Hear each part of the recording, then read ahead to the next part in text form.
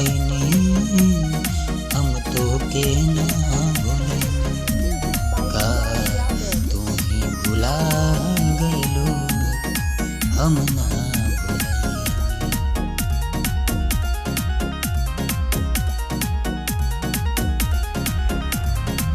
नया साल में जाना आईनी हम तो के ना भूलनी। नया साल में जाना आईनी हम तो के ना भूलनी। तू तो हमारा के पहचाने से इनकार कैलू।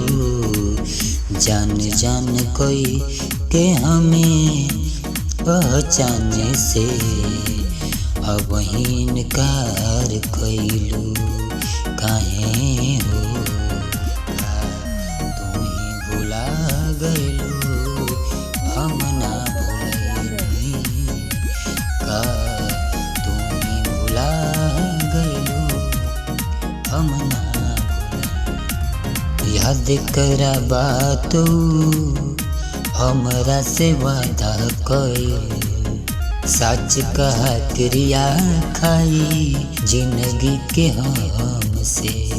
कभो टूटी न जीवन के डोर कहलू कभो टूटी न डोर कहलू।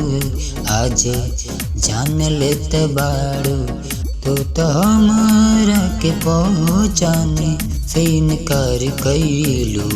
जान जान लेके नया साल में गइलू ए जान जान कह के मुआई तू देहलू।